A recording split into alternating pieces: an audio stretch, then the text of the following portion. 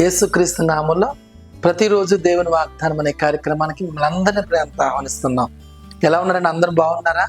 దేవుని కృపలో దయలు వర్ధిల్లుతున్నారా? ప్రార్థన చేసుకోండి, నమ్మకంగా ఉండండి. దేవుడు మీ అందరి జీవితాల్లో గొప్ప కార్యాలు చేస్తాడు. ఈ వాగ్దానం అందరికీ షేర్ చేయండి.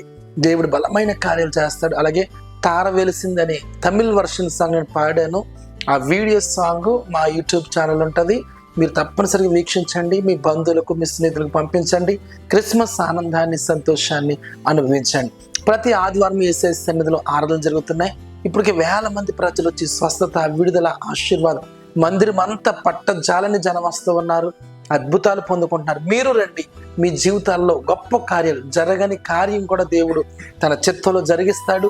అద్భుతాలు, ఆశ్చర్యకార్య, మేలు ఎన్నో మీరు చూస్తారు. ఈ రోజు కూడా అద్భుతమైన వాగ్దానం ప్రవహిస్తున్నారు. రండి వాగ్దానం చదువుకుందాం. యోబు గ్రంథము 8వ అధ్యాయము 22వ వచనం. ఆయన నీకు నోటి నిండా నవ్వు కలుగజేయును. హల్లెలూయా. అద్భుతమైన వాగ్దానాన్ని దేవాతి దేవుడు మనందరికి ఇస్తూ ఉన్నాడు. ఆయన నీకు నోటి నిండా నవ్వు కలుగ చేయబోతున్నాడట.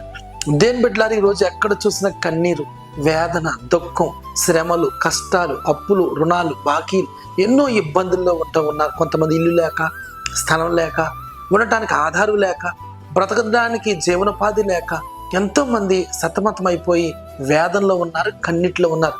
కొంతమంది భర్త స్థిరం లేక, మాట వినక, చాలామంది పిల్లల మాట వినక, ఎటు తొయ్యని పరిస్థితుల్లో వేదనలో, కష్టాల్లో, దుఃఖాల్లో ఉన్నారు.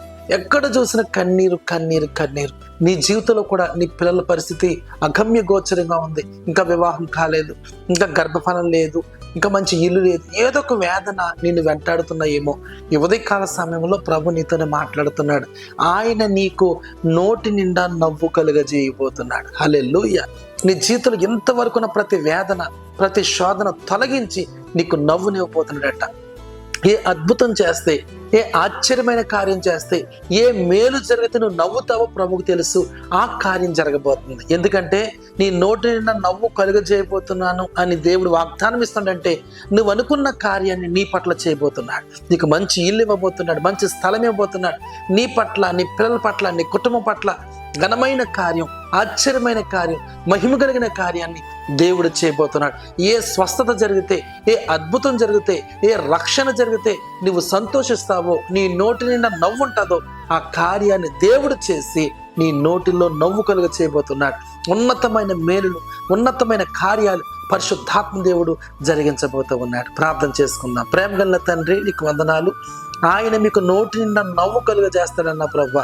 ఎంతమంది కష్టములో, కన్నిట్లో, వేదనలో ఉండి ఈ వాగ్దానం వింటున్నారో వారి నోటి నిండా నవ్వు కలుగ చేస్తున్నా. అయితే ఏదో ఒక అద్భుతం, వారు సంతోషించే అద్భుతం నువ్వు చేయబోతున్నావు కనుక నీకు స్తోత్రాలు. ప్రతి బిడ్డను మీరు దీవించండి. రాజేష్ ప్రభు ఇప్పుడు తాకుతున్నాడు. చాలా వేదనలో ఉన్నావు, దుఃఖములో ఉన్నావు. నీకు నోటి నిండా నవ్వు కలుగ చేయబోతున్నాడు. బలమైన కార్యాలు మీ జీవితంలో పరిశుద్ధాత్మ దేవుడు జరిగించాలని కోరుతున్నాడు. కల్పన ప్రభు ఇప్పుడు తాకుతున్నాడు. అమ్మ, నీ గర్భాన్ని ప్రభు తెరుస్తున్నాడు. అద్భుతమైన కార్యం యేసు నామములో జరగబోతున్నాయి.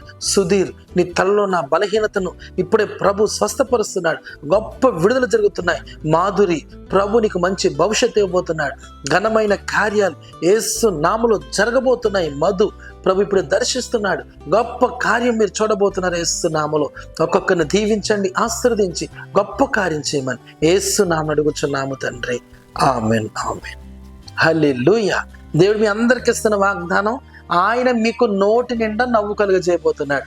ఏ కార్యం జరిగితే, ఏ అద్భుతం జరిగితే, ఏ మేలు జరిగితే నువ్వు సంతోషిస్తావని తెలుసు. ఆ కార్యం చేసి నీ నోటి నిండా నవ్వు ఇవ్వబోతున్నాడు. గొప్ప రోజులు నీ జీవితంలోకి రాబోతున్నాయి. God bless you.